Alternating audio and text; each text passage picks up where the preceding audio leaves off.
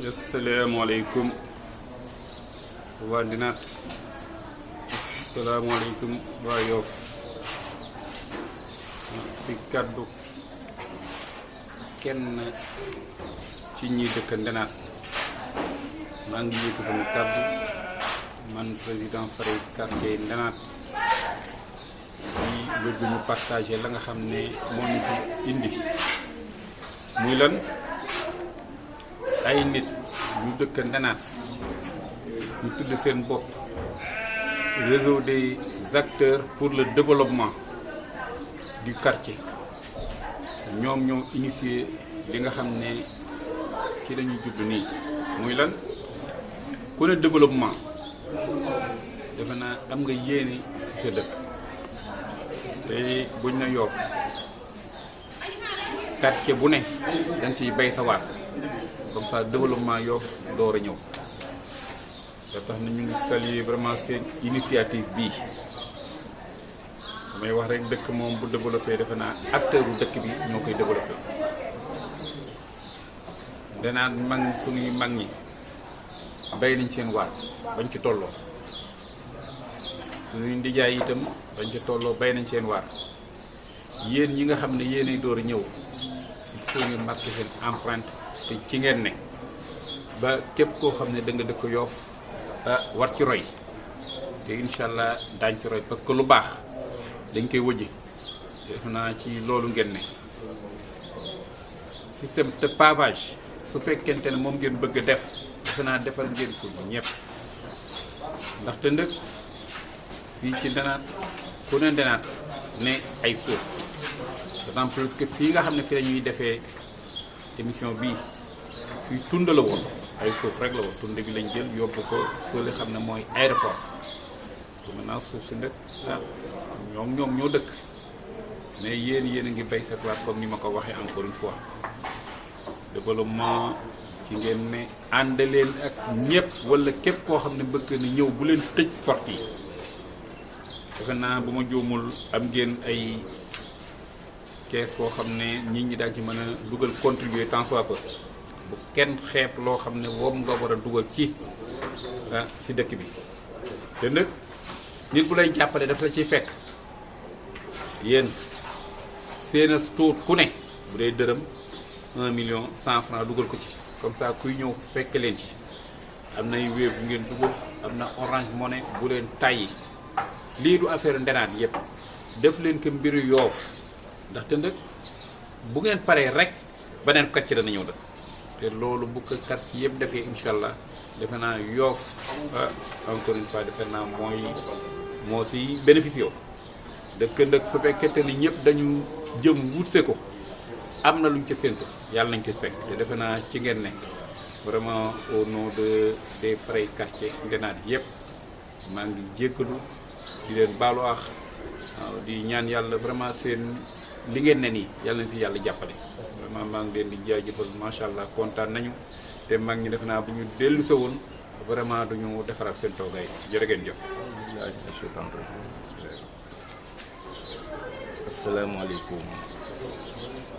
asalaamaaleykum waa Ndinaat asalaamaaleykum waa Yoff ñu ngi nuyu ñëpp di sargal ñëpp di si nuyu bi imaamu ratib El Hadji Mohamed Ndoye mu wàcceel ñu ko ba ci kii gën a ndaw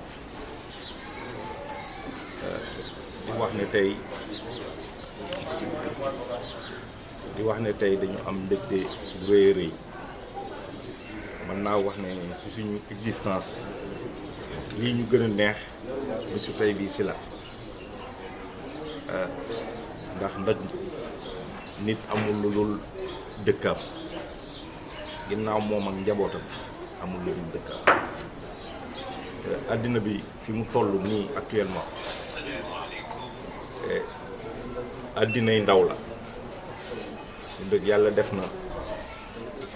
cadre ndaw weesu nañu ko fa ñu toll mooy encadrer conseiller tout court mais entreprendre xale yi la war li tax ñuy wax ne dañu am mbégte tey ci mbir mi mooy ñun yàlla daf ñu nattoo ñu diriger comité de gestion président Baytir di diriger Frey Ndinack daanaka benn entité la ci tur rek lañ uute mais entité yi benn la parce que lépp loo xamante ni dañ koy def pour le quartier dañ ciy ànd en parfaite synergie mais xam nga mag day weesu entreprendre ba loolu amee aussi ñu ne fi lancé nañu appel xale yi dëkk bi xamal leen ne kat dëkk ndaw mu koy liggéey te lépp loo xamante ni nit mën na ko ak foo mënta jóge rek xale di naan mën nañu ba man lu ko raw dañu tàllalee suñuy loxo aussi ne dañuy oo non seulement tous les mouvements mais dañuy woo Ndinack gépp de façon générale ñoom ñu dégg appel boobu te la sa gën a neex mooy généralement li ñu amul habitude di gis mooy kii lay oo dafay ñëw taaj la ne la fii laa bëgg nga jaar fa lii laa bëgg nga def ko lii laa bëgg nga wax ko tega planning jox leen na leen déroulé Salange bi nag c'est pas le cas vraiment loolu mooy li ñu gën a jox satisfaction xam ne ñun juumuñu ci choix yi ñu def nous avons en face de nous des jeunes très déterminés xam seen bopp xam fa développement jëm d'ici 50 ans ñu commencé def ay planning pour mën a egg ci loolu lii ngay di gis nii muy li ñuy commencé ñu teg réseau boobu nga xamante ni c'est un réseau de développement ñoom actuellement ñooy acteurs yi mais tout Ndinack ñoo war a nekk acteurs yi normalement benn mouvement wala benn jeune warul woon a des ci quartier bi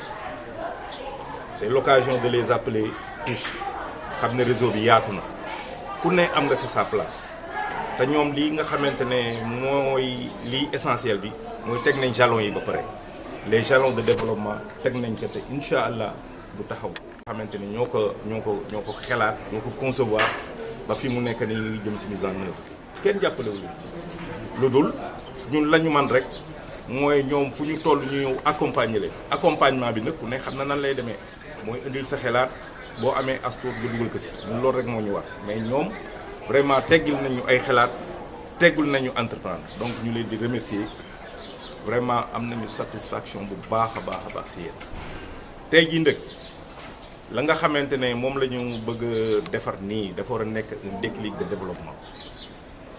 déclic de développement nag mooy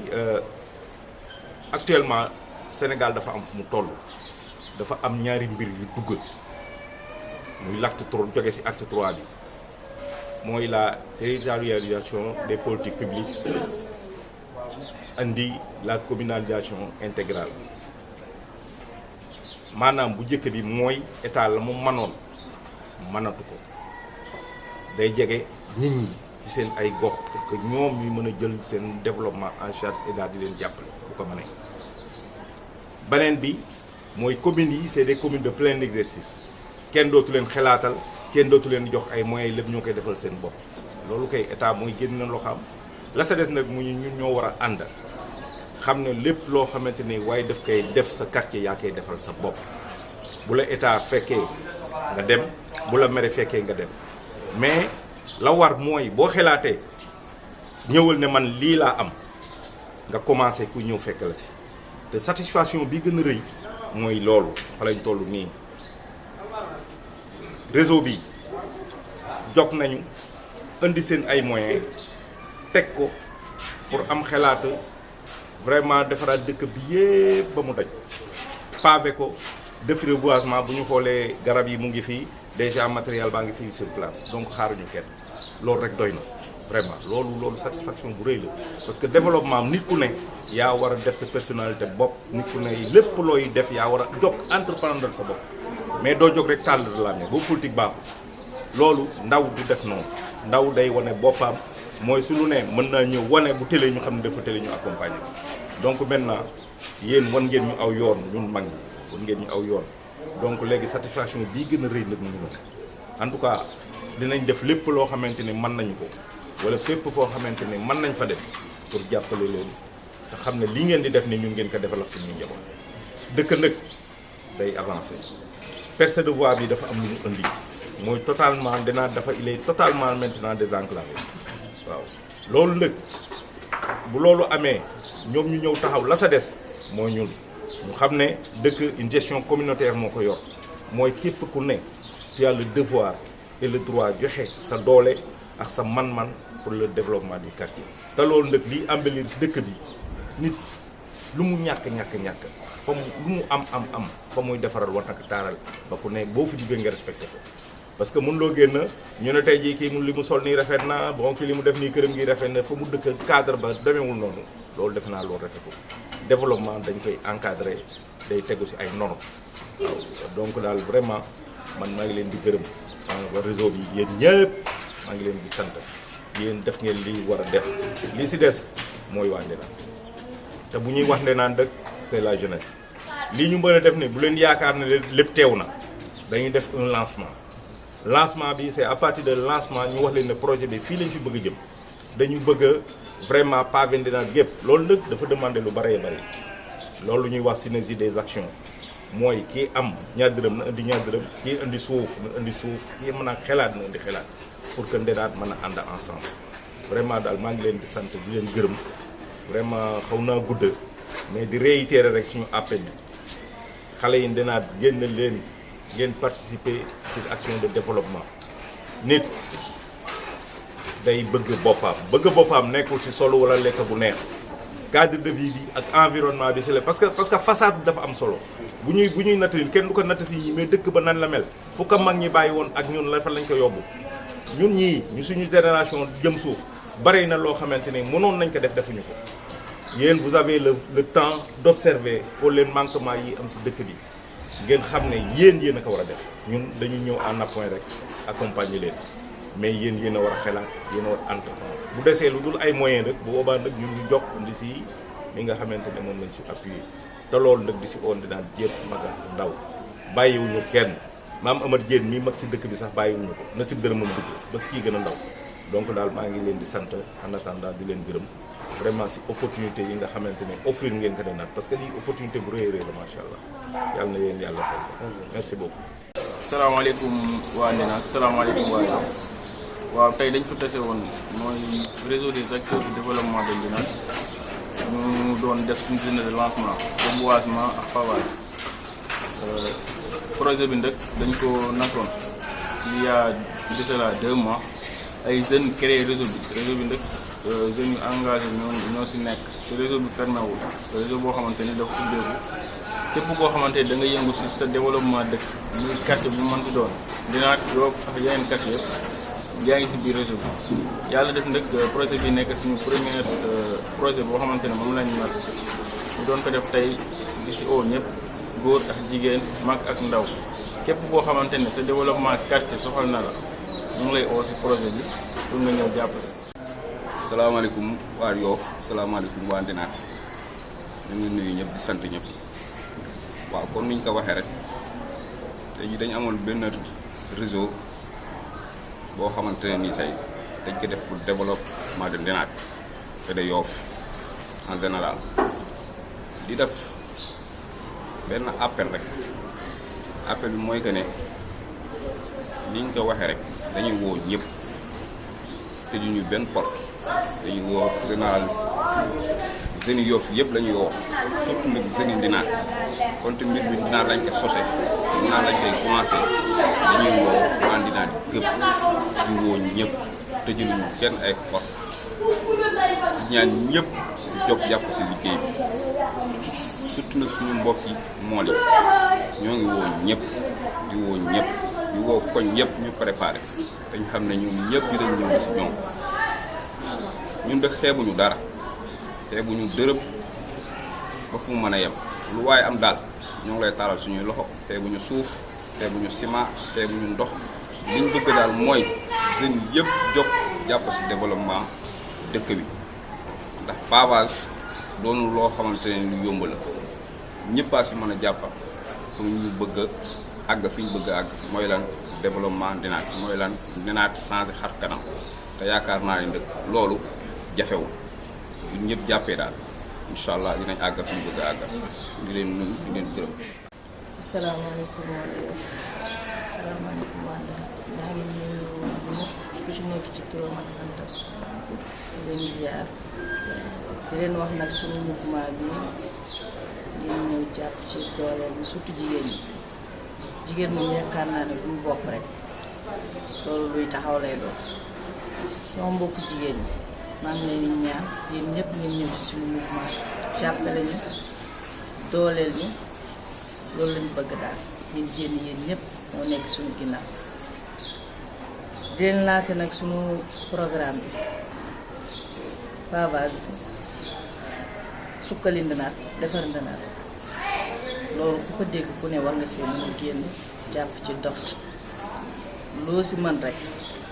ñu ngi leen di ñaan ngeen ñëw dooleel ñu bu baax a baax.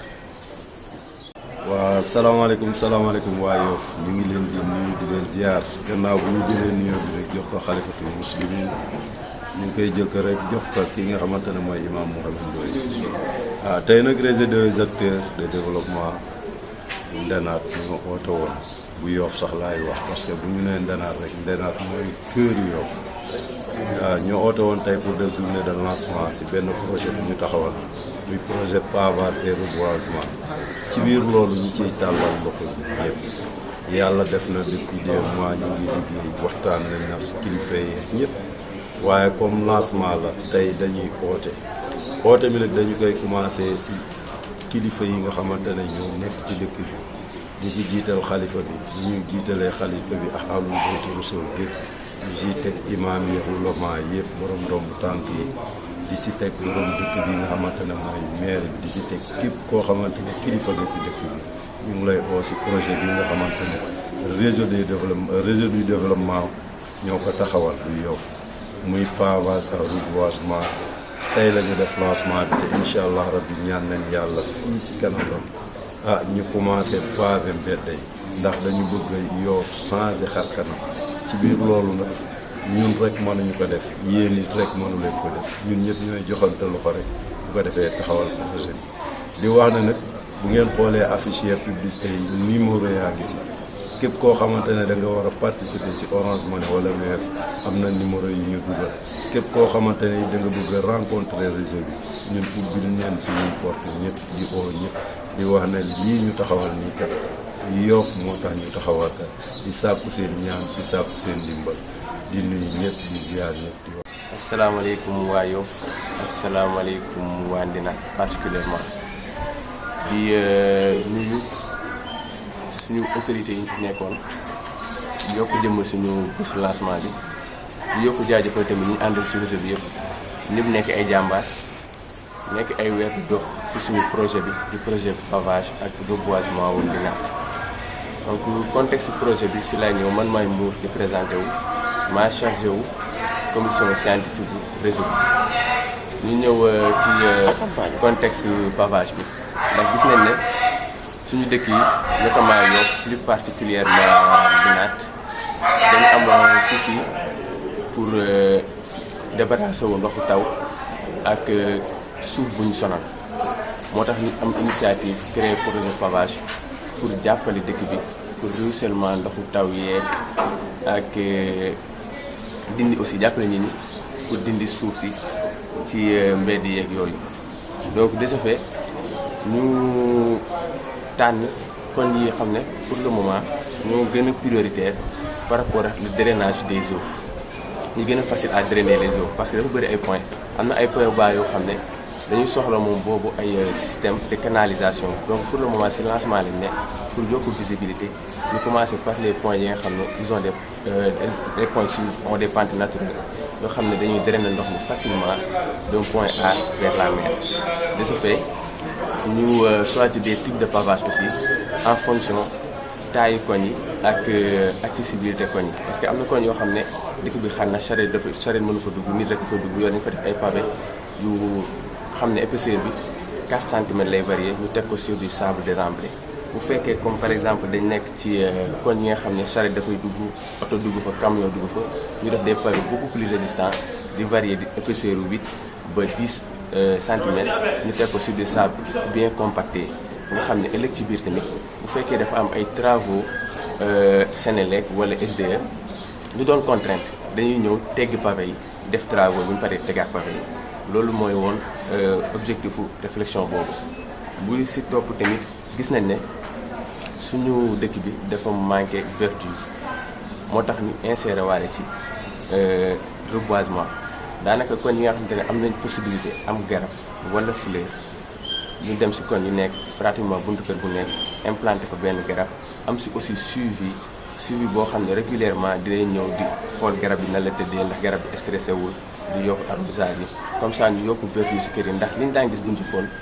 di gis ay garabu gerte si kër loolu sax daanaka amatul ndax ëtt yëpp tabax nañ ko donc ñu bëgg def suñu participation aussi si volet boobu yokk verdure si dëkk bi donc de manière générale ñu siy woo waa dëkk bi yëpp parce que liñ naan xel du doy ñu nag ay jeunes yu lancé wu lañ ci affaire bi fi mu toll soxla nañ accompagnement lii de matériel financier ak accompagnement moral surtout parce que c'est pas évident mais nag ñu siy ñaan ñëpp ñu accompagner si bu mu si mënee macha allah ñu mën a eggal projet bi si jàmm yóbbu dëkk bi fi ñu ko bëgg a yóbbu si jàmm incha allah rabbi di gërëm ñëpp di jaajëfal ñëpp suñu numéro yi rek ñu ngi si affiché yëpp muy 78 635 14 38 78 635 14 38 ku ñu bëgg am contribution bu ñu jox financière mën na ko dugal Orange Money wala Wave si numéro boobu ku ñu bëgg a jot aussi mën nga ñu woo si numéro boobu wala nga woo ñu si 77 248 94 05 di nga jot suñu président Mamadou Niang di gërëm ñëpp di jaajëfal ñëpp salaam. maa ngi nuyu ñëpp ku nekk sa tur ak sa sant maa ngi tudd Rokhaya Tall dëkk fii Ndenaat bokk sa réseau des acteurs du développement de Ndenaat maa chargé affaire finance di chercher le moyen. Bon projet ñëpp la waa Ndenaat yëpp Yoff sax je veux dire ñëpp si war a jàpp joxe nañ ay numéro et tout pour ku nekk contribuer si pour ñu mën a mener à bien suñu projet bi. ñu daal di nekk si wàllu finance ak recherche de moyens loolu moo fi suñu rôle te bu ñu sañoon ñëpp jàpp ci projet bi parce que pour ñun kese pour ñëpp la bu ne daal développé Yoff mooy développé ainsi de suite. asalaamaaleykum waa Yoff asalaamaaleykum waa Ndenaat ñu ngi nuyu ñëpp di leen ziare fekk ku ne sa kër di la jox sa nuyoo di leen sa wàccuwaay di gërëm ki nga xamante ne moom mooy suñu imam di imam Mohamed Ndoye di nuyu ñi nga xamante ne ñoom ñooy frais dëkk bi di ko jaarale seen président muy Bayti Wut Boy di nuyu tamit président comité de gestion bi muy Youssou Ndiaye di nuyu magi Yoff yi di nuyu tamit kilifa Ndenaat yëpp di nuyu tamit ñi nga xamante ne ñooy jeunesse bi voilà di wax rek ne di jaar fi nga xamante ne ñoom suma naataangoo yi jaar daanaka ñoom presque expliqué nañu projet bi expliqué tamit objectif yi léegi dañuy lancer appel rek ñi nga xamante ne ñoom ñooy jeunesse bi surtout ñi nga xamante ne ñoom ñooy nekk ci ASC bi ñu ngi leen di tàllal loxo leen wax ne ñu ñëw jàpp ci réseau bi parce que li nga xamante ne moom la ci présenté nii comme projet waa Ndenaat d'abord war ci njëkk a bénéficier wu balaa ñuy wax waa Yoff kon bëgg na ñi nga xamante ne ñoom ñooy jeunesse su dëkk bi surtout ñi nga xamante ne ñoom ñoo porté ASC bi yàgg gunge ASC bi fu nekk yàgg doxal ASC bi ñoo tamit porté li nga xamante ne moom mooy projet bi ñëw rapproché wu nga xamante ne mooy président bi Cissé Niang mu mën leen wax tamit ñoom ban rôle lañ si war a mën a jouer parce que liñ si war a jouer bëri na parce que ku bëgg a pavé dëkk bi war nga dem si koñ bu ne te koñ boo dem tamit laaj na tamit jeunesse bi ñëw taxaw li nga xamante ne moom mooy travaux yi kon côté boobu ñu ngi lancé appel ñëpp di ko jaare seen président ku muy Baye Cheikhou di ko taalal loxo di ko wax mu mobiliser ñi nga xamante ne ñooy jeunesse su Ndenaat bi yëpp parce que léegi ñu mën a dérouler suñuy activité normalement sans am problème ci côté boobu ñi ngi profité tamit di remercier ñi nga xamante ne ñoom mooy Abdou Naar Mbengue di remercier si turu réseau bi parce que moom tamit depuis boobu léegi muy jàpp ci combat bi di remercier te ki nga moom mooy président comité de gestion bi muy Youssou Ndiaye ñu ngi koy remercier bu baax a baax a baax a baax di remercier te ki nga xamante ne moom mooy El Hadji Birame Gningue yàgg jàppale Yoff ñu tamit jàpp na si affaire yi bu baax a baax a baax projet bi daal de manière générale ñu ngi remercier Yoff gépp di remercier tamit waa Ndenaat bi ak ñi nga xamante ne ñu def seen participation tamit si suuf di ko jaarale si Wave bi wala Orange Money bi yaakaar naa muur léegi wax nañ numéro bi muy 78 635 14 38 boobu moom moo am Orange Money tamit en même temps tamit Wave la waaw loolu tamit mën nañ si def mën nañ si woote pour rapprocher tamit ñi nga xamante ne mooy gars yi mën nañu indi seen participation xeebuñu dara rek comme ni ñu ko waxee si ciment lépp loo xamante ne rek pavage dina ko soxla incha allah bu ñu si jàppale daal ñu jël ko amul xaajal seen yow képp dañuy woo boo xool soo mën a nekk rek ñu ngi lay tàllal ko daal di la woo incha allah jërë ngay jëf ngeen baal ñu am. asalaamaaleykum wa rahmatulah asalaamaaleykum mbokk yi toog asalaamaaleykum mbokk Ndinaat asalaamaaleykum aussi mbokk Yoff ñu ngi leen di nuyu di leen ziar di ñaan kàddu bi ñu yéeg yi yàlla na fekk ñëpp am jàmm di nuyu El Hadj Diop bu baax Daouda Mbengue Ndir ak Abdourahmane di ñaan yàlla lépp lu nga xamante ne sumb nañ ko à partir de maintenant yàlla def si teg ci loxaam di wax ne rek ñun dañuy kontaan ci initiative bi nga xamante ne déjà dégg nañ ko mais aussi gis nañ ko parce que au-delà de suñu ñëw fii dañ fi ñëw rek en tant que doomu Ndinaat en tant que doomu Yoff tout simplement ndax bu fekkente ne développement dëkk daf la ñor ñuy def lu mel ni ci dëkk nga dëkk ci dëkk ba boo fa jaarul rek teg nga solo mun naa fi jaar parce que ab waa Ndinaat laa d'abord mun naa fi jaar parce que waa Yoff laa mun naa fi jaar parce que li ngeen di liggéey mën ngeen koy liggéeyal en tant que samay doom en tant que samay rakk en tant que samay jarbaat mais mun naa fi jaar aussi parce que li nga xamante ne moom ngeen di liggéey moom bokk ci cadre de vie ak environnement daf ma soxal parce que maa ko yor jaaraw ma fa nekk ci côté boobu mais képp ku nga xamante ne peut-être da nga yor lu mel noonu wala ngay dund ci lu mel noonu boo déggee lu mel noonu même bu ñu la soowul sax da ngay war a sawar pour dem fa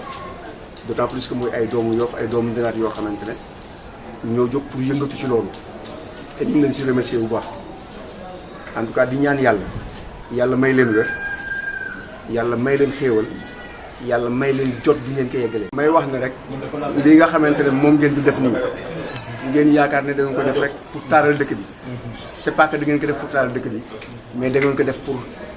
taaral seen xol parce que déjà il faut nga nangu il faut xool nangu déjà pour mën a def lu mel nii tey jii ñu toog di wax ak yéen am na seen moroom yoo xam ne peut-être ci dëkk bi walla ci feneen ñu ngi ci leneen boo leen woowoon ci nit duñ ñëw donc quand on voit des jeunes yu mel ni yéen di yëngu déjà ci développement di yëngu déjà ci environnement di yëngu ci cadre de vie c'est déjà quelque chose donc ñun dañu am devoir pour non seulement jàppale leen mais gunge leen tette leen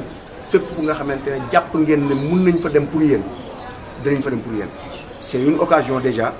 pour wax ñëpp ñi nga xamante ne ñu ngi ñuy seetaan wala ñu ñuy déglu pour ñu ñëw jàpp ci mouvement bi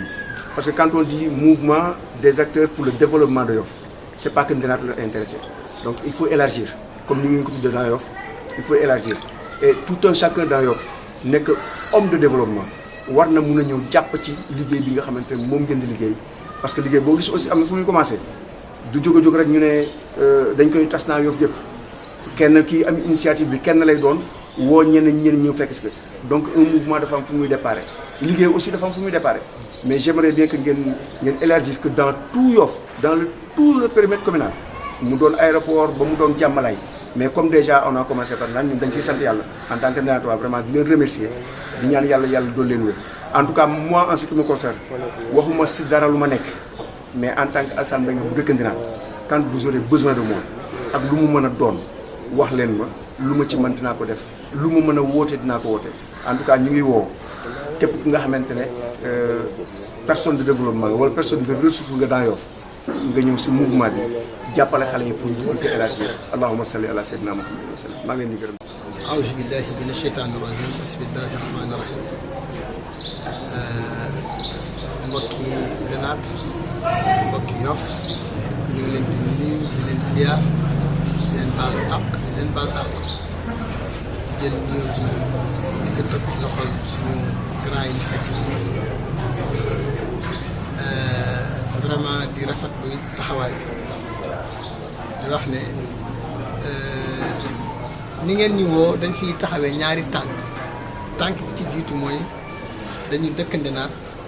bokk ci doomi Ndinaat diaspora bu njëkk bi mooy ni ñu fi bokkee gannaaw bi ñu dëkk ñu ne lépp loo xamante ni dafay développé Ndenaat di jëmee Ndenaat kanam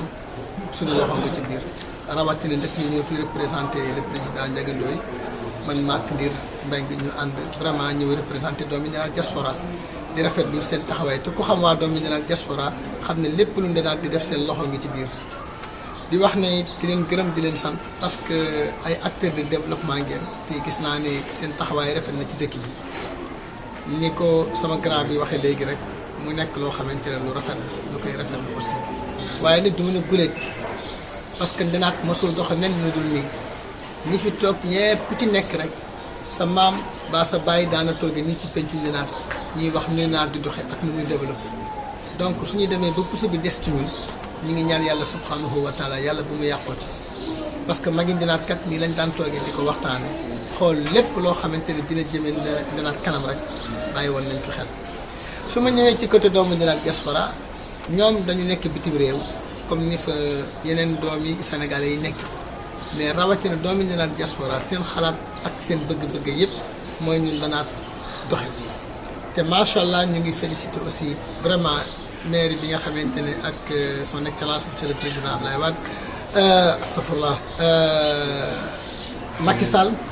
rawatina suñu grand frère Abdoulaye Diouf Sarr ak monsieur le maire Abdou Nar ñoom ñi nga xamante ne réalisation bi jaar na seen loxo ba ñu mën a am tali bi nga xamante ne dugg na Ndenaat donc su ngeen amee projet pavage jëmale ko biir Ndenaat dafay rafetal côté boobu dañ ciy mën a xuus bu baax parce que ñaari mbébét la mbébét bii mooy mbébétu Ndenaat diaspora mbébét bi mooy mbébétu ñi nga xamante ne ñu ngi fii nekk ci municipalité bi di ki def lu ñu man ci municipalité bi di wax ni nag vraiment ñu ngi leen di gërëm parce que yëfu Ndenaat moom yëfu Ndenaat la ça n'a rien à voir avec la politique man je pense pas sama concept bi may waxee parce que tout ce qui touche Ndenaat rek ça doit être au dépourvu de tout le monde te man gis naa ne yàllaa ñu ci dimbali yàlla ñu ci saafara ñoo daan sangoondoo géej ñoo daan demandoo ci nag yi ñoo daan def lu ne donc nag tey jii suñu demee ba bokk ci ñi nga xamante ne ñoo war a yor dëkk bi dañu koy sant yàlla ànd ak suñu mag di wax ne aussi maa ngi gërëm Ndir Mbengue mi nga xamante ne vraiment à la place de Ndiaga Ndoye ñun ñëpp bu Ndiaga ñëwoo dit daanaka doomi Ndenaat ñëw na waaye ñun suñu teewet man ñu ne doomi Ndenaat teew na ñu ngi leen di gërëm daal di leen sant di ñaan yàlla subhanahu wa taala bi yàlla fi yàgg su ma ñëwee nag ci côté sponsor la damay wax ne actuellement nii il est temps que ñun doomi Ndenaat ñu réveillé ci lu bari loo xamante ne war nañ ko mën a indi Ndenaat professionnellement amul lenn loo xamante ne di nga ko bëgg ci Sénégal rek te amul ku ko mën ci biir Ndenaat amul y en a pas donc ñi nga xamante ne ñu ngi yëngu ci wàll wu ñu nekk bu ñooñu ñëpp jëlee seen xam-xam ak seen doole indi ñu réaliser lu ñu bëgg ci Ndenaat dina jëm kanam parce que am na régate bu ñu organisé tout récemment à Ngor mais gis naa ne vraiment ni ñu ko organisé lu jaar yoon la ak nañu doxalee rawatina nag ñun ñi nga xamante ne ñun waa Yoff def nañu lu romb li suñu mbokk yi di def may ñaan def subhanahu wa taala côté sponsor yi nga xamante ne képp koo xamante ne xam nga sponsor wala nga am ak ñoom relation bu la mën a may nga andi leen di jàppale suñu doom yi suñu rakk yi suñu mag yi loolu dina am solo trop ci dëkk bi ñu ngi woo ñëpp nag bàyyi ñu kenn mais man en tant que El Hadj Diouf je prends l'entière responsabilité di wax ne DSL à partir de maintenant bokk na ci sponsor yi ki di DSL moom Inco moom Total et ak yeneen activités yoo xamante ne mu ngi ci biir te incha allah loolu moom bés bu ñu ci tolloo bés bu ñuy ñëw di def si don wala ñuy ñëw di indi li ñuy indi macha allah yàlla ko suñu borom mottali dinañ toogawaat ni aussi doxal loolu daal laa ki doon sànni di rafetlu taxawaay bi di wax ne vraiment kontaan nañ lool di nuyu Abdourahmane aussi sama xarit sama grand frère di ku yàgg di wax ne aussi ñi fi toog ñii ñëpp duñ ne guléet parce que grand Mbengue wax na ko léegi ñi fi nekk nii ku ci nekk rek am nga ak ñoom relation ba nga xamante ne relation bu rafet la léegi nag maa ngi bàyyi kàddu gi ak El Hadj Ndir Mbengue jour mu sànni ci baatu doomu Ndenaat diaspora aussi ñu ngi leen di gërëm di leen sant di ñaan yàlla subhanahu wa taala yàlla nañu yàlla may pexe ak man-man ak xel mu ñu réaliser lii nga xamante ne song nañ ko tey barakallahu fiik macha allah. bu ñu jógee ci Yoff dañuy dem ci Ndakaaru dem ci Sénégal dem ci Afrique dem ci àddina bi yëpp ndax bu ñu waxee àddina bi yëpp tey jii suma taxawaayu tey suma toogaayu tey bi waa àddina bi ñoo ko waral ndax fu ngeen déggee doomu Ndenaat diaspora rek laal na waa àddina bi àddina bi yëpp doomu ndenaat yooyu nag ñu ngi fépp ci àddina bi ñuy def ay action yoo xamante ne yi aussi yu am solo la et ñuy ñaan aussi yéen ñi nga xamante ne yéen yéenay réseau les acteurs de développement bu ndenaat et aussi ngeen am gis-gis aussi bàyyi xel si ñi nga xamante ne ñi ñoom ñoo nekk ci diaspora bi ndax ñi nekk ci diaspora bi aussi ñoom lépp lu ñu xalaat ñoom seen xel seen xol seen xalaat yépp mu ngi ci développement wu ndenaat donc muy loo xamante ne sotti si la ak def si donc mun naa wax ne am ngeen sax ay partenaires am ngeen ñoo xamante ne ñi ñu leen di accompagner muy doomu ndenaat diaspora ndax doomu ndenaat diaspora kat lu jëmale ndenaat kanam rek moom la ñuy def donc kii nga xamante ne que moom mooy El Hadj wax na ko sànq ci biir waxam waaye it bu ma laa avancé damay am mbégte si wax bi nga xamante ne bii muy suma ndijaay Alsane Benga Sow lu wax ko muy loo xamante ne lii lu am solo la ndax wax na pour ñii nga xamante ne ñi ñoom ñooy acteur de développement yi nga xamante ne yi ñoom ñoo nekk ci Yoff ñoom ñoo nekk ci Ndenaat ñoom ñoo nekk fii ci Ndakaaru ñu jéem a xool aussi nan la ñuy mën a def ba dajale ñooñu ñu jàpp ci li nga xamante ne li moom mooy liggéey bi bii nag da ngeen di commencer rek quoi parce que bii benn bon lii premier pas la defoon ngeen sax yeneen yoo xamante ne yi maanaam ay rebroussement ci plage bi ak ay nettoiement ci yi ngeen doon nettoyer plage beeg yu demee noonu donc yooyu jaaroon na fi mais bii dafa di boo xam loo xamante ne lii da nga siy teg sa tànk loo xamante ne lii alors lii daf fi nekk pour toujours loo xamante ne lii foo toll da nga koy gis te loolu pour nga am ko rek il faut mu am ñoo xamante ne ñi dañuy taxaw sa ginnaaw jàppale la wéeru la et couvrir la aussi si li nga xamante ne lii moom ngeen di def yéen ay xale yoo xamante ne yi tey mënoon ngeen xalaat ci leneen mënoon ngeen xalaat ngoon gi ngeen takk seeni dàll dem ci soirée yi wala ngeen dem feneen ak feneen mais defu leen loolu yéen a ngi xool li nga xamante ne moom mooy développer la seen quartier développer seen village muy Yoff donc tout le temps yéen a ngi bàyyi seen i jot ñëw di réunion ngir mën a régler li nga xamante ne moom mooy defaru dëkk bi donc loolu aussi ñun ñi nga xamante ne ñun ñooy doomu Ndenaat diaspora xam naa nag moo leen ko waxee dina leen jaaxal nan laa def ba nekk membre ci doomu Ndenaat diaspora donc yàlla dafa def alors El Hadj mu ngi nii teewee na ko moom tout le temps bi mu newee Toulouse dama doon dem këram tout le temps ñuy waxtaan ci lu mel nii donc yàlla def aussi at mu jot suma temps yu ci bari maa ngi koy passé si diggante France ak Italie donc voilà muy loo xamante ne lii yàlla def na ci biir loolu am naa ay partenaires yoo xamante ne yi aussi ñoom xam nañu ko ndax lu bari maa ngi ciy liggéey ci les cultures du monde rek ma nekk seen représentant au Sénégal donc loolu moo tax alors waa doomu Ndenaat diaspora ak doomu Yoff Italie ñu def ma membre d'office ci seen association donc loolu moo waral tey bi nga xamante ne président Ndiaga tonton Ndiaga dafa am empêchement mu wax ne tey naa ànd ak El Hadj pour teewal ko ndax li may wax ni tey ji waa Ndenaat ñii na ci diaspora bi dinañu ko seetaan dinañu xam aussi ne lii nga xamante ne lii moom la ñuy def ndax ñun aussi dañuy cotiser chaque mois dañuy cotiser di ko dugal ci li nga xamante ne moom mooy keesu doomu Ndenaat diaspora kees boobu nag tey jii ki ma toogal nii tey jii moom mooy trésorier bi yàlla def na am nañu ay ñu fi nekk El Hadj mooy trésorier bi tonton Ndiaga moom mooy président bi donc alors ak ñeneen ñoo xamante ne ñu ngi ci biir et di wax rek ne lépp loo xamante ne li doomu Ndenaat diaspora mën na ko mën na leen ci jàppale mën na leen ci taxaw laa man day xar naa si suma tànk tubéy ak El Hadj ak tonton Ndiaga ak ñi nga xamante ne ñoom ñu ngi Sénégal pour ñu jàpp si pour yéen aussi li nga xamante moom ngeen prêt pour développer Ndenaat ak Yoff yàlla jàppale leen ci wàññi bu ne rek ci benn lay commencé ndax tey bu ñu xamoon tey maire Yoff et ñu ngi gërëm waa maire Yoff aussi ñu ngi gërëm le maire Abdoulaye Diouf Sarr di gërëm son adjoint Abdou Nar et di wax rek ne li nga xamante ne li ñu ngi leen di ñaan aussi ñu bàyyi xel ci yéen parce que lu tax ñuy bàyyi xel ci yéen mooy dafa am ay projet yoo xamante ne tey jii lii bu fekkonte ne amoon na avant maire di pavé Yoff mais bu ñu xamoonte ne amoon na ay xale yoo xamante ne ñu ngi fii ci Yoff di def liggéey bu mel ni liggéey bii nga xamante ne moom la ñuy jox ay société ñu di ko def bon bu boobaa ñoom dañ koy yëkkati jox leen ko et ñuy wax nag comme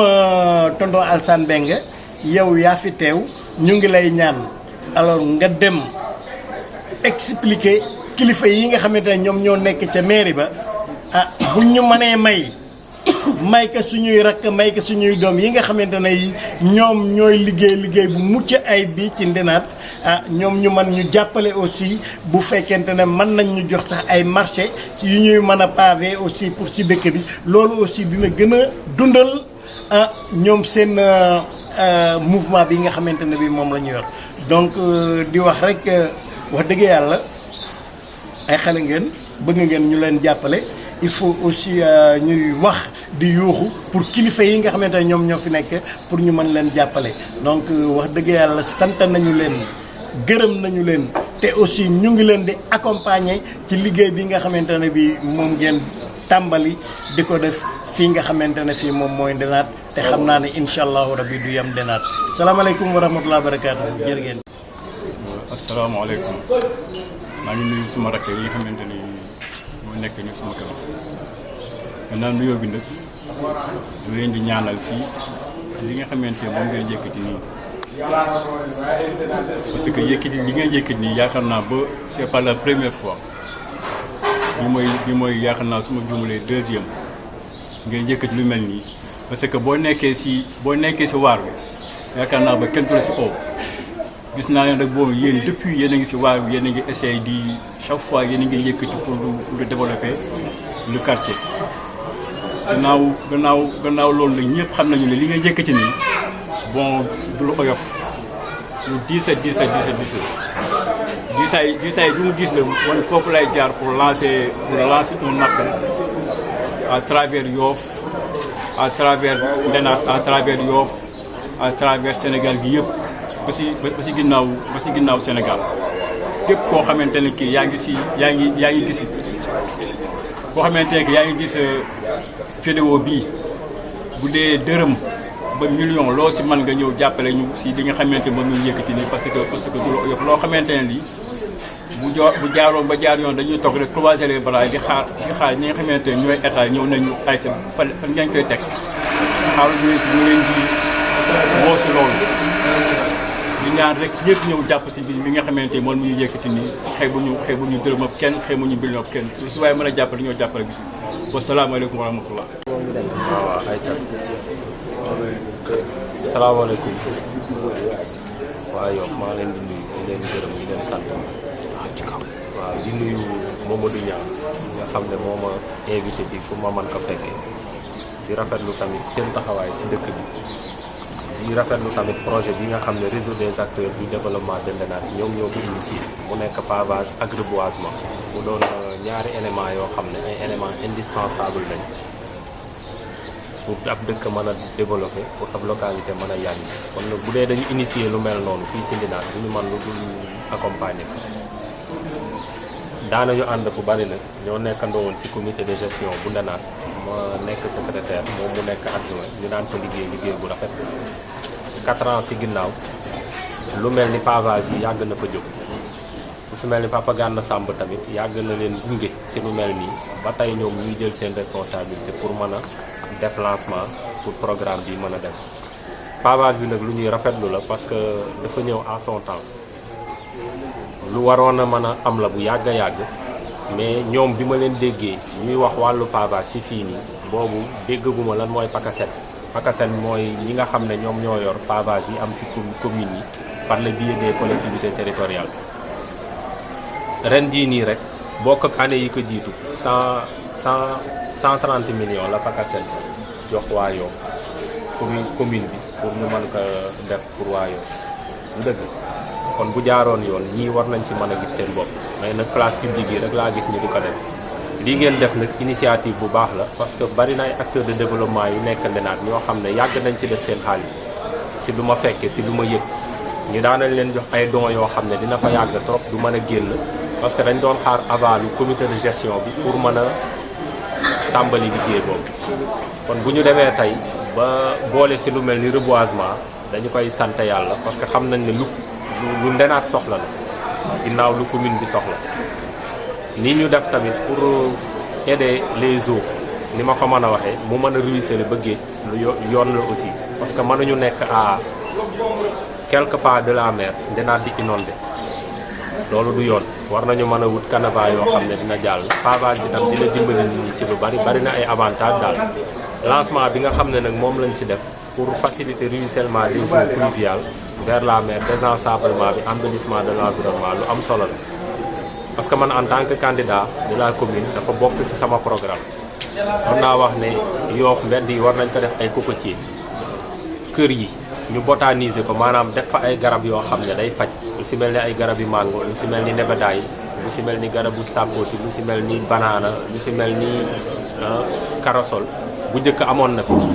mbedd itam waxoon naa ñu def fi ay garab yoo xam ne day may nit ñi ker parce que bu njëkk amoon na fi espace la ñu amoon comme problème mais léegi nag comme demee na nii ba demee na nii au moins dinañ mën a gis ruq yoo xam ne dinañ ko fa mën a def parce que dëkk bi bu vertee rek lu bari day rafet ko defee poubelles yi dinañu am njariñ mbalit mi dootuñu sonal pavage itam dina mën a dimbali si lu bari comme ruissellement yi ni ñu koy waxee garab yi nag bu ñu ko commencé benn mooy indi ñaar mooy indi ñett mooy indi ñeent programme bi ma leen di jox pour mu noppal leen association bi ñoom bu ñu jóg directement ne ñooy toppatoo garab yi mais pour man garab gu ne nañ ko moomale benn kër comme bu ñu ko defee benn buntu kër xam nga ñooñu xëy sotti fa potu ndox suba gi sotti fa potu ndox ngoon gi mooy gën a yomb maintenant Ibrahima Thiaw di déplacé wu suba gu jot naan rooseel ma wala bu ñëwulee mu yónni ñaam dina indi concurrence bu dee kër gu ne dañ la jox sa garab ne la bii yow yaa koy toppatoo ñoom dinañ ko mën a ñagal seen bopp dinañ ko mën a surveiller dinañ ko mën a roose ba bu màggee ñoom lay njëkk a jariñ balaa muy jariñ ku dox ba toog fa war a féexlu wala ku siy dagg di faju wala kuy romb di ko gis muy rafet moo tax li may faral di wax il faut travailler pour une politique faire une communication pour le changement des comportements parce que nit ki boo defee ci xelam ne garab am na njariñ boo defee ci xelam ne désensablement lu baax la boo defee ci xelam ne pavage bi tamit lu baax la dina ci mën a travailler ba accompagnement boobu nga xam ne moom lañ leen di defal yéen acteurs yi dina mën a yombal seen liggéey pavage yi dama ci gis beneen njariñ sax au moins dina permettre mag ñi nga xam ne dañ dem ba 3e âge toog seen kër au moins bu ñu amee chaise roulante moo xam chaise électrique la wala dinañ leen mën a génne ñuy doxantu ci mbedd yi parce que Yoff bu ñu ko seetloo mag mu xës ba toog mënatoo génn boo génnee rek da nga faju yi ñëwaat sa néeg ngay toog sa problème mu muscle yokku sa problème mu gis-gis yokku problème mu dënn yokku parce que defatoo benn activité moo tax nag pavage bi bu amee dina permettre nit ñi di mën a doxantu surtout 3e âge bi ak yeneen i avantage li ñuy ñaan kay mooy yàlla sottal ko te bu leen ci xaar kenn jëkke ci man bu leen ma ci xaar parce que lii xaaru leen ma ci bu leen ci xaar tam sama benn morom parce que li ngeen mënal seen bopp du keneen ku ngeen di yaakaar ku leen ko mënal yéenay liggéey dëkk nag en attendant ña nga xam ne ñoom la ko yàlla teg seen loxo man leen accompagner pour ngeen ñëw moo tax lii dama koy rafetlu di leen gërëm di leen sant bu baax a baax day ñaan yàlla def ci ndam ba ñun ñëpp ñu fekk ko mën ko jëriñ jërëjëf jëf. salaamaaleykum maa ngi nuyu waa Ndenaat yëpp di jiital nuyoo bi suñu kilifa yi fi nekk di am contentement ci initiative bi nga xamante ne waa réseau des acteurs de développement de Ndenaat am muy ay xale yoo xamante ne macha allah jël nañ seen doole seen am seen kàntal pour rek développement Ndenaat loolu mooy loo xamante ne xaaruñu ci kenn ay xale la ñu war leen jàppale bu baax a baax ci seen projet bi maa ngi óol ak ñëpp pour ñu jàppale leen ci projet yi am te ay jeunes ñoo ko am di ko defar waaw pour embellir suñu Ndenaat gi pour reboisement suñu Ndenaat bi pour surtout tamit ñun jigéen ñi pour environnement bu Ndenaat parce que liñ naa propreté environnementale dafa am man nag loolu laay woowee samay mbokku jigéen ñi parce que Ndenaat ñun ñoo ko mën a defaat ñun jigéen ñi parce que jigéen nee nañ mooy yar ñu yar sa suñuy doom si ni ñuy defaree suñu denaat salte ñu bañ ko nekk di ko sànni si mbedd poubelle yi ñuy xaar oto mbalit bi tamit di ñëw ñu si def mbalit bi bañ ko déposer aux alentours wala si côté tali reboisement mu ngi ñëw buñ ko defee fa dëgg ne yàlla cadre de vie laay gis daal boo xamante ne ndenaat gépp daal dinañ si gis seen bopp surtout les enfants ñu gën a leen di ñardaase loolu waaw man daal maa ngi gën a am contentement si jeunes yi seen réseau bi nga xamante ne moom pour développer ndenaat la fa dëgg ne yàlla pavage bi ñuy wax nii dafa am solo parce que tali bi rek dafa ñëw ñëpp naa léegi day bu ñuy demati duñ jël carax di dem ba fi ñuy egg di sol suñuy talon léegi imagine leen buñ pavé ndenaat bi ak tali bi loolu day nekk lu xam te day rafetal ndenaat ne am beneen comme ñu doon xool ay yeneen i quartier de Dakar ni ñu leen pavé ak reboisement bi fleur yi lii bu demee ba ndenaat mel noonu fa dëgg neex yàlla te ay jeunes ñoo jël projet boobu pour defar ko yaakaar naa ne ñëpp war nañ si ñëw daal jàpp si man daal maa ngi oo ñëpp góor jigéen mag ndaw surtout les femmes maa ngi leen di oo ngeen ñëw si projet bi jàpp si bu baax waaw ku nekk naka def daal ne sa projet bu développé yaa ko développé maa ngi gërëm ñëpp leen remercier encore waa mouvement bi ba si kaw si kanam. asalaamaaleykum waa Ndenaat ñu ngi ziar ñëpp di nuyu ñëpp donc jël nuyoo bi teg ko si maanaam autorité Ndenaat yëpp moo xam autorité religieuse en commençant par les autorités religieuses donc ñi nga xamante ne ñoo jiite instance de décision si Ndenaat yëpp ñu ngi leen di nuyu donc di remercier vraiment réseau des acteurs du développement de Ndenaat jël remerciement yëpp teg ko si le président donc aussi c'est vraiment mu jàllaleel ma ko si mboot membre yëpp di rafetlu initiative bi je pense que initiative bi c'est une initiative à saluer ba pare dafa ñëw à son heure d'autant plus que présentement au niveau de Ndenaat gis nañ au benn tali boo xamante ne jaar nañ ko depuis 1972 donc bu yàlla defee mu am il faut que am loo xamante ne aussi daf ko accompagner des jeunes vraiment ñoo xamante ne ils sont engagés parce que su ma gisee Cissé gis ñenn ñi nga xamante ne ñoo fi nekk ñëpp ay ñoom Ibrahima Thiaw gis naa si Auguste ñoom Ahmed je pense que même bu dul domaine bi lépp loo xamante ne seen Ndenaat la maanaam day ñëw pour le développement ñoom ñu ngi si kon bu ñu leen si gisee rek dañuy am yaakaar bu baax si li nga xamante ne vraiment moo fi nekk parce que at nga fa toll koo xamante ne il faut que les jeunes vraiment ñu yëngu si li nga xamante ne mooy le développement parce que développement bi aussi ku nekk sa gox au niveau de votre localité yow yaay def donc li nga xamante ne ce sont des autorités ñi ci kaw ñu mën ñëw jàpp ci donc loolu bu ñu ko commencé ñun amuñ ci vraiment satisfaction bu rëy lañ ci am ñu leen encourager par rapport ak li nga xamante ne mooy moom lañ def parce que boo xoolee le projet am na point yu bëri yoo xamante ne wax na ko ci lu ci mel ni par exemple ruissellement des eaux pluviales xam nañ ne vraiment au niveau de Ndenaat am nañ problème boobu wax nañ ci aussi vraiment donc le désensablement des rues donc et l'embellissage de l'environnement et du cadre de vie en créant aussi les emplois donc ce sont des points essentiels yoo xam ne je pense que vraiment dafa am solo donc ñun mënuñu lu dul encourager vraiment féliciter ces jeunes là man nag yàlla dafa def ci wàllu santé lay liggéey ne xam na cadre de vie ak santé li nga xamante ne ñoo lié parce que mënoo wax santé tant que waxoo vraiment un cadre de vie boo xamante ne vraiment c'est adéquat cadre de vie boo xamante ne vraiment dina permettre nit ñi ñu mën a xale yi parce que Ndenaat bokk na ay jeunes lañ mais booy xool ni ñuy dundee xale yi ñu ngi ci mbedd mi ñu ngi ci xale yi bu fekkee ne dem nañ ci mbedd mi mu am sécurité duñ fi mën a jëli benn jàngoro pour yóbbu ko seen gaz je pense que loolu aussi sur le plan sanitaire c'est un élément très essentiel donc ñun je pense que ne donc moo tax projet bi vraiment dañ ci am part de responsabilité donc ñu ngi ci biir waaw képp koo xamante ne aussi jàpp dañ ne mën nga ci apporter quelque chose ñu ngi la ci invité di remercier gars yëpp di leen ñaanal aussi ni ñu ko sumbe ni yàlla na ci yàlla teg loxo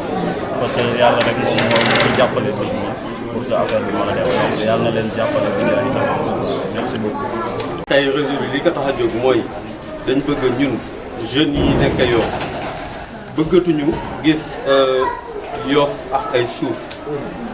koñ yëpp koñ par koñ bëgg nañ ko pavé reboiser ko jot nañ garab yi ba pare mu ngi nële façon garab bu nekk mu ngi si pavage bi aussi jënd nañ machine bi ba pare mu ngi nii jënd nañ mool yi aussi jënd nañ grain bi ak ciment bi parce que tey bu ñu duggee si koñ une tonne ciment mën na génne 400 pavage 400 briques une tonne boo ko defee dose 20 mën nga si génne 400 briques defe naa bu ñu paree si waxtaan bi dañuy jóg moom mu ñëw xool parce que commencé woon nañ briques premièrement mooy lii dina créer emploi parce que am na ay jeunes yoo xamante ne amuñu métier defuñu dara lii dina leen dimbali parce que dañ bëgg buñ paree fii mën na nekk une forme de kii non société nga koy def mu créer emploi xam nga te loolu accompagnement mais bu fi mantitu dañuy accompagner pour loolu parce que jeunes yi Yoff yëpp bu ñu amee métier daf ñuy dimbali parce que am nañ kuy former booy yi déjà si école bi la leen di former ñu ñëw fii def pratique bi côté boobu daal si lañ toll comme dañ leen fii bañ a yàggal loolu si lañ jug beneen bi mooy aspect mbedd yi aussi boo ñëwee di nga gis ne Senelec jaaral nañ seen i type si suuf SDE tamit si suuf lañ jaaral léegi loolu duñ si am problème parce que pavage du jël ciment suuf lay jël tey waa Senelec bu ñu ñëwee gis ñu pavé ko ñoom ñooy teggi pavage yi tegaat te pavage bu si yàqu ñoom ñoo koy defar loolu moo tax ñu ne idée bi amul luñ siy xaar dañ avancé dem suñu yoon te moom dañ koy sant di ko gërëm parce que mosuñoo ñëw këram ba mu gàntal ñu wala saa bu ñu fa demee daal dina am lu mu ñu conseillé wala lu mu ñu jox loolu moom réseau bi yëpp ñu ngi ko siy gërëm depuis ce matin ba léegi ñu ngi fi côté boobu daal laa de xaaral. remercier di leen féliciter nag parce que ça yéen yaakaar naa ne li ngeen liggéey du liggéeyu vraiment ay acteurs nii rek liggéeyu maire ngeen liggéey liggéeyu président ngeen liggéey parce que tey lii tey moom la nit di wut si dëkk ñoo xam ne dañu jël ay initiative au moins parce que tey yéen seen liggéey bi d'abord da ngeen taxaw place maire parce que tey da ngeen di créer ay emploi bu pare di defar dëkk bi di seetal dëkk bi donc tey yaakaar naa ne yéen mënu leen a maire mënul def lu gën a rëy li ngeen def donc tey ñun dañ leen di féliciter te incha allah comme ñun dañuy briguer mandat ba kii pour nekk maire Yoff gis ñoo xam ne ñi déjà devancé ngeen ñu suñu liggéey donc tey ñu noonu obligé ñu collaborer ak yéen parce que ñoom bokk bëgg-bëgg li ngeen bëgg vraiment man bi ñu ma ko déggee vraiment j'étais très content et puis aussi ngeen am ñoo xam ne ñi dañu am grandeur boo xam ne parce que bi ngeen ñëwee ma jox leen conseil aussitôt ngeen ko def parce que bi ma leen waxee affaire bi ak léegi matul une semaine j'ai vu que vraiment changé ngeen affaire bi ma gis ay t-shirt yéen cela veut dire que tey effectivement yéen liggéey rek moo leen tax a jóg yéen dara taxu leen a jóg nawetaanu leen kiiwu leen ko da ngeen ko def loo xam ne lii vraiment lu réel la waaw vraiment dañ ko def et puis vraiment mu doon loo xam ne en tout cas man moom dama ci dégg parce que tey lii man bu fekkoon nekk naa maire yaakaar naa ne si yi may jëkk a initier si lay bokk donc dama leen siy fekk si rek parce que doo ñëw fekk benn structure boo xam ne mu ngi dox nga di ko kii bon bu ngeen ko yaatulee nag du yam Yoff biir Yoff rek day dem Nord Foire Ouest Foire ak yëpp fépp foo xam ne fii kii da ngeen di dem tout en progressant donc ñu ngi leen si félicité bu baax a baax dañu waroon teel a ñëw na mais dañu amoon programme ñaari programme yoo xam ne il fallait que ñu def ko te si yooyu lañ ne ñu ngi nii Ouest Foire ñu ngi ñëw sànq ba léegi parce que ñoom 3h30 la ñu waxoon 4h mais bi ñu waxee da ngeen a gis fi mu ne daal il faut ma ñëw fi balaa ñëw dem ma ne gars yi daal nañ jëkkër na yoon bi parce que ça c'est très important nañ leen gis soo continuer ñun ñu ngi leen di gërëm bu baax leen sant parce que dañuy war a yàq dëgg mais li tax defar parce que day am ay par exemple man nga ñëw ne waa Ndiaye defal leen lu comme lii nga dem Ndengane defal leen lu dem Daouda defal leen lu dem Tonga defal leen lu quartier bu si nekk ak couleur. c'est une très bonne initiative. deux façons la. deux façons la benn bi bu si nekk couple benn bi par exemple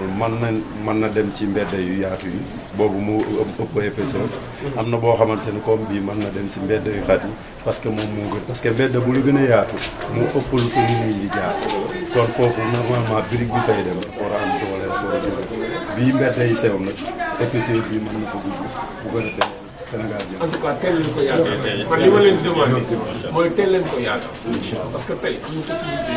ñu gën am yeneen ci yoo xam ne yi quartier bu ne mën na démarrer man li ma leen di conseillé moom mooy li ma leen waxoon bu ngeen ñëwee kër ga rek yaatal leen ko def actuellement nii mën ngeen a élargir affaire bi ñu dem ba ngeen nga for daagu daan yëpp ñu commencé ñu démarrer ndox parce que fu ne mën ngeen fay recruter ay nit ñu liggéey fu nekk ngeen ut fa machine ñu avancé parce que tey vraiment en tout cas initiative bi moom vraiment c'est vraiment à saluer xalaat na boo xam ne bi yaakaar naa ne bu ñëpp meloon nii yaakaar naa heure bi Yoff développé na bu yàgg vraiment ñu ngi leen di félicité bu baax di remercier. Ok merci. di tàmbalee nuyu yi ak sant yi suñu kilifa yi nekk ci dëkk bi commencé ko ci kilifa diine yi waa kër Seydina Limaamu ak imam yi nekk ci dëkk bi di leen nuyu di nuyu également suñu autorité coutumière yi jaraaf yi ndey ji réew yi di nuyu également population Yoff suñu yaay yi suñu tante yi suñu bàjjen yi ak suñu rakk yu jigéen yi yu góor yi ñëpp ñu ngi leen di nuyu ak suñu mag yi suñu nijaay yi maa ngi nuyu également acteurs sociaux yi nekk biir Yoff yëpp tàmbali ko nag ñi nga xam ne ñoom laay ànd di yëngu ci biir GSB boo nga ko déggee mooy gëm sa bopp bu Yoff ànd ak sama tonton le doyen Seydina Meng ànd ak soxna Mame Diarra Ba ànd ak également suñu coordonnateur le grand Maguette Dieye dëkk fii nii également au niveau de Yoff au niveau de Menguène man Samba Diouf je suis le candidat à la commune de Yoff sous la bannière de Gëm sa bopp moom laay présenter sama candidature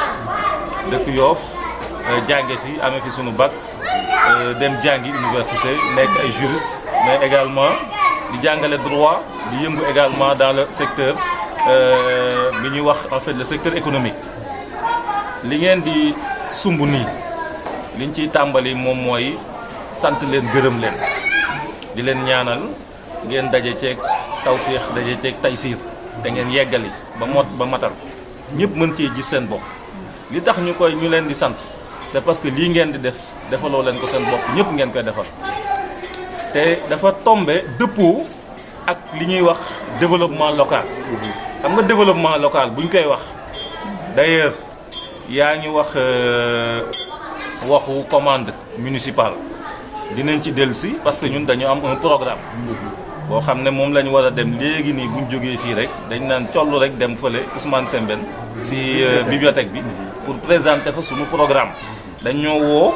matul ñaari fan ñu ne leen ñun pare nañ suñu programme bu yàgg benn ci axe bi jiitu ci suñu programme mu ngi tudd maanaam dañuy jàllale commune bi ci maanaam commune buy toog di xaar def ko commune boo xam ne day jóg di jëf ci niñ ko mën a waxee ci tubaab faire passer en fait la commune d'un espace passif à un espace de développement actif et loolu bu ñu ko bëggee def dañuy jël les ressources yi nga xam ne moom la ñu am ci commune bi muy góor ñi muy jigéen ñi jeunesse bi mag ñi képp ku fi am xam-xam am loo mën ñu fexe ba na seet nan lañ lay doolelee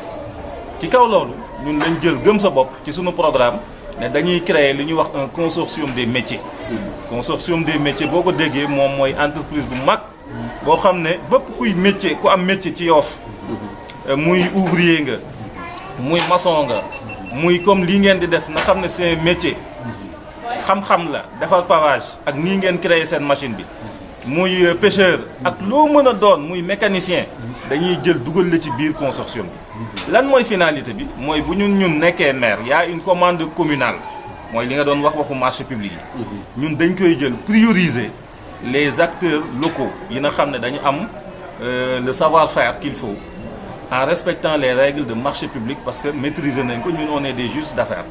xam nañ kon règle marché public yi nan la ak naka la ak nan la ñuy def également ba jël marché octroyé ko à des acteurs locaux yoo xam ne dañu nekk dans le cadre d'un consortium local loolu bu ëllëgee na ci seen xel dal Yoff gis nañ espace bi fi nekk de virage la Yoff tàmbalee nag sur 14 kilomètres jusqu'à Diamalaye en passant par Ndenat Menguène Ngaparou Layène Ouest Foire Nord Foire foofu yëpp tey jii gis ngeen ne soxla na pavage yii ngeen mën kon bu ëllëgee ngala lu ñuy dem di ko wuti feneen te ñun ñu prévoir ci suñu programme ne dañuy créer consortium boo xam ne bu ëllëgee dañuy jël marché bu mel noonu joxoon ko ay acteurs Yoff yàlla xam na ne xamuñu woon ne mën ngeen lii yàlla xam na ko bi ma kii nu mu tudd ñaar di wax bi ñuy woo ñun ak Maguette ñun affaire reboisement ak affaire yooyu lañ jàppoon ba mu doon xalaat naan comme dama am ay contacts au niveau kii zone forestière ak yooyu nan la ñuy def ba wutal leen ay kii ay ay garab yooyu lañ doon xalaat mais man bi ma yeewoo suba teel gis seen vidéo ngeen di def démonstration ma ne mais doy na waar kon lii am na biir Yoff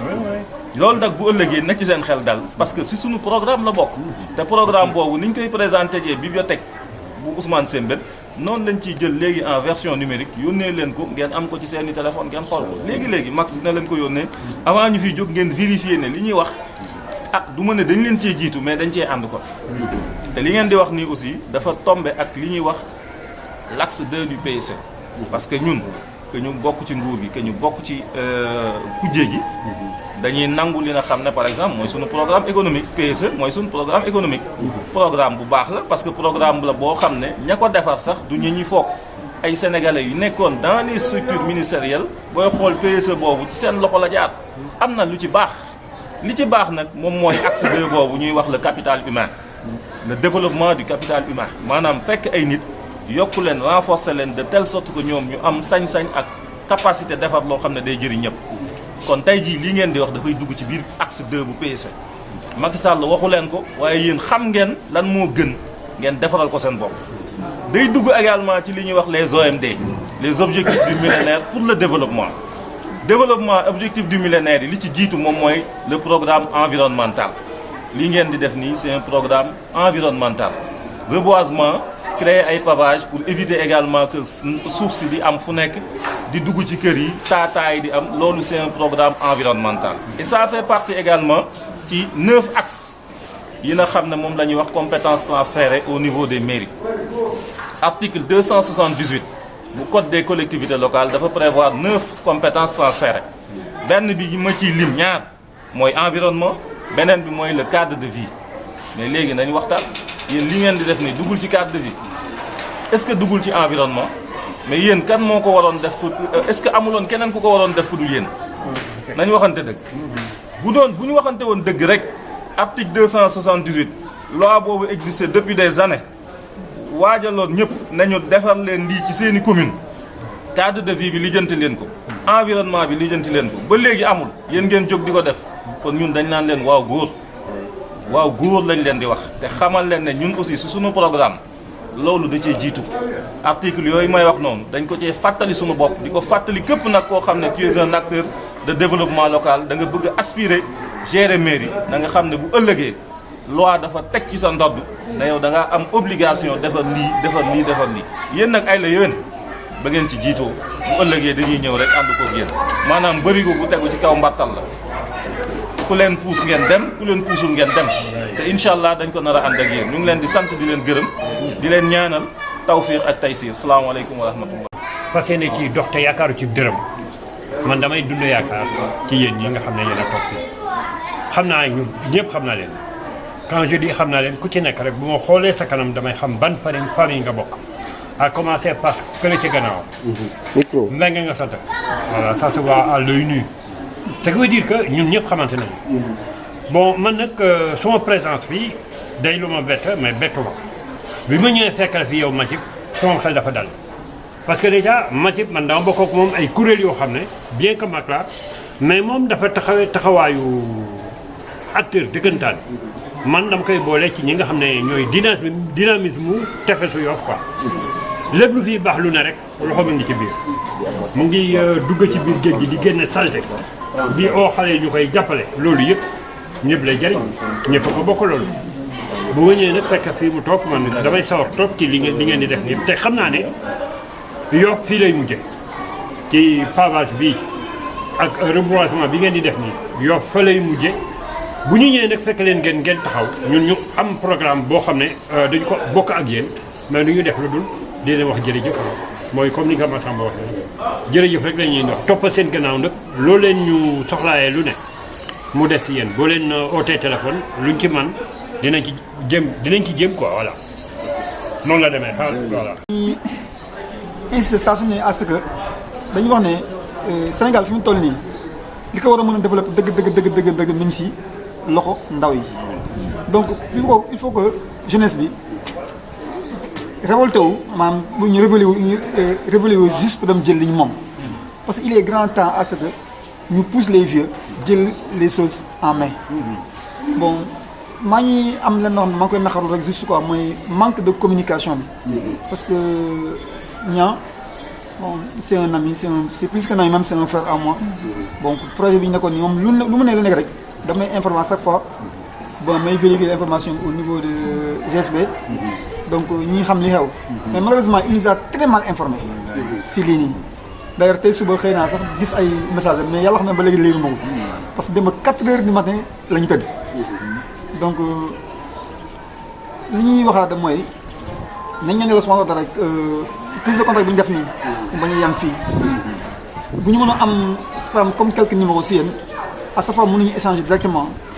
programme bi di dem programme bi ñëw. Parce que def naa ne gëm sa bopp bu nekkee yow fi depuis 2018 ñu koy coordonné ba tey jii di Niang dara umb ko ci parce que lépp lu ñu mës a def moom ni ñu ci biir waaw ba bi ñuy mujjee toog ak Bougane toog na ak Bougane échanger ak moom ay cadeau. Kon sa nga dégg nag lu mel ni bu amee waroon na def le tout pour ñu nekk au cœur des trucs quoi des faits parce que non seulement que ñu c'est nous dans nous ñun ñëpp ay Yoff lañu dëkk xam nga Yoff lañu am bu ñu amee luy jëriñ wala luy tekki Yoff lañu koy njëkkee. Imagine toi tey jii nii jour bi nii ngeen waroon ko def ñu nekkoon si yéen ak yéen dañ naan leen ñun kat bu ñu ñëwee indi suñu participation def naa ne participation symbolique lay nekk rek mais retardé leen ko ba mercredi ñu indi buy Bougane mu toog fii bu faisee votre vidéo extra loolu gën doon woon nga nekk mais lépp manque de communication rek la mais nag na nekk ci tàmbali rek incha allah rabbi ce qui reste à faire que mooy nañ jëlante contact ñun nañ dépêché lépp ba bu ñu mënee indi président Bougane ba fii ngeen wax ko dëgg li ngeen bëgg wala ngeen tënk ko ci këyit sax mu xam ne lii de bu ëllëgee mu mën see jàpp par A pour Z parce que Bougane su leen jàppalee ñun la jàppale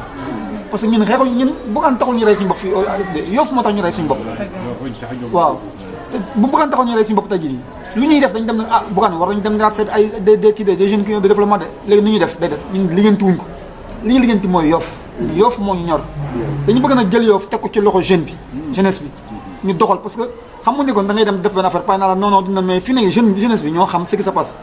tey jii ku mel ni comme man damay faral di wax ne sama bopp tey boo ko yeewoon tey jii nii wan ko WhatsApp wala yooyu day waar naan lii naka la ni mu demee nii donc loolu la yàlla séddee donc il faut que ñu jël loxo yi suñu mbir mi suñuy loxo bopp doxal ko ni ñu ko war a doxalee te incha allah mission bi ngeen nekk nii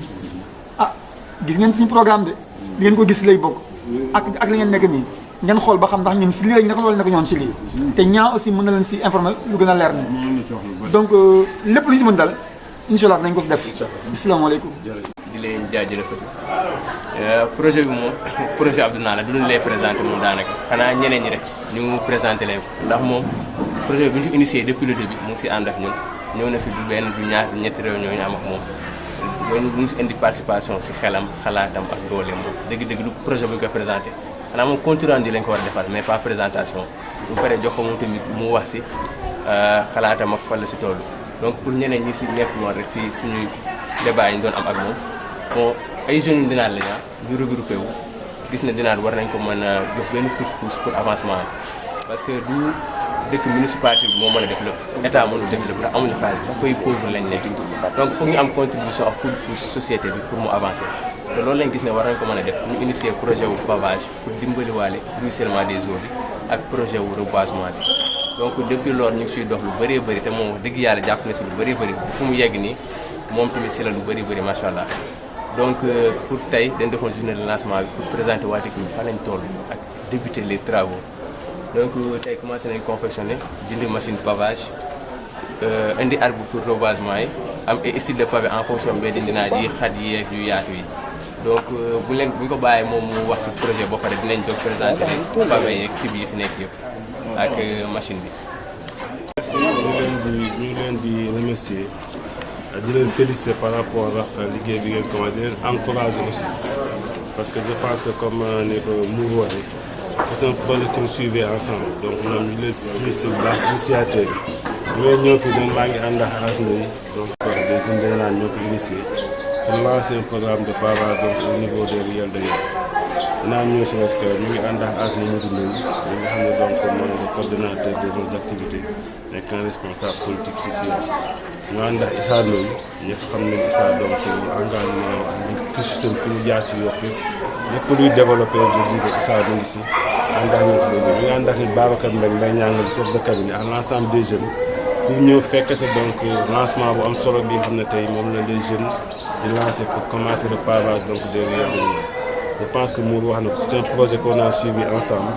ñu wax suñu xalaat ba tey donc dañ doon lancer di leen si féliciter bu baax a baax di leen encourager si liggéey di leen wax ne comme ni ma leen ko waxoon en réunion ñun nous serons à leur côté parce que lii maire bi moo ko war a defar maanaam moo war a parmi bu c'est des jeunes ya nga xam ne donc jog nañ pour defal ko seen bopp comme ni ko Mour waxee état mënul def lépp maire mënul def lépp initiative yu mel ni dañ ko war a saluer donc bu ñu gisee lu mel ni ñun ñu ni ko doxal donc tey jii yoon la ñun ñu jàppale leen si loolu comme ni ma ko waxoon nañ seen ñun nañ si jàpp personnellement donc parce que ay doomu Ndenaat lañ wax naa lañ koy def maire bi tamit na si jàpp parce que Ndenaat si Yoff la bokk wax naa on va prendre rendez-vous avec le ministre le maire Abdoulaye Diouf Sarr moom lu mu si mën a jàpp ñu jàpp ça c'est que daal on serait à vos côtés comme ni ma leen ko waxoon ba projet bi comme ni ma ko étape par étape bi ñu si mën a jàpp in fine mu dem comme ni ma leen waxoon tamit c'est un projet ba nga xam ne kenn nit rek moo koy def c'est l'ensemble des Ndénatois c'est l'ensemble des Yoffois fu ñu mën a jàppale si projet bi rek ñu def un appel nga jàppale ñu pour ñu mën a réussir donc si projet donc loolu laa amoon di leen wax di leen remercier bu baax a baax si li nga xam ne donc ñu ngi leen initier.